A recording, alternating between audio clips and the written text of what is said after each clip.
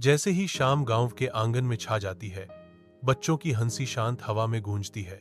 अस्त होते सूरज की गर्मजोशी में नहाया हुआ दादी माँ अपनी लकड़ी की झूला पर शांति से बैठी हैं। उनकी उपस्थिति एक आरामदायक प्रकाश स्तंभ है। झूला धीरे से झूलता है, एक कोमल लय दादी के चारों ओर उत्सुक चेहरों के जमावड़े के साथ। कोमल मुस्कुराहट के साथ दादी शुरू करती हैं, आज मैं तुम्हें शेर और चूहे की कहानी सुनाऊंगी। बच्चे करीब आते हैं, उनकी आंखें उत्सुकता से खुली हुई हैं, क्योंकि दादी अपनी कहानी बुनने की तैयारी करती हैं। दादी के घर की गर्मजोशी में वह शेर और चूहे की शाश्वत कहानी बुनना शुरू करती है।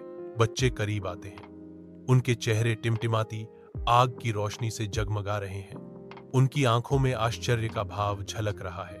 दादी कहती हैं, देखो बच्चों, छोटा होने का मतलब यह नहीं है कि आप किसी की मदद नहीं कर सकते। चूहे ने शेर की मदद करने के लिए अपनी जान जोखिम में डाली। बच्चे तालियों से गूंज उठते हैं, उनके नन्हे हाथ प्रशंसा में एक साथ ताली बजाते हैं। कहानी समाप्त होती है। बच्चों के दिलों में साहस और दयालुता की स्थायी छाप छोड़ जाती है। जैसे ही शाम ढलती है, एक गांव का आंगन गर्मी से चमक उठता है, क्योंकि दादी बच्चों को अपने चारों ओर इकट्ठा करती हैं। उसकी आवाज कछुए और खरगोश की शाश्वत कहानी से हवा भर देती है, जो युवा दर्शकों को मंत्रमुग्ध कर देती है। बच्चों, धीरे चलो, लेकिन लगातार चलते रहो, दादी सलाह देती हैं। खरगोश तेज था, लेकिन हार गया क्योंकि वह आलसी था। कछुआ धीमा था, लेकिन जीता क्योंकि वह लगातार चलता रहा।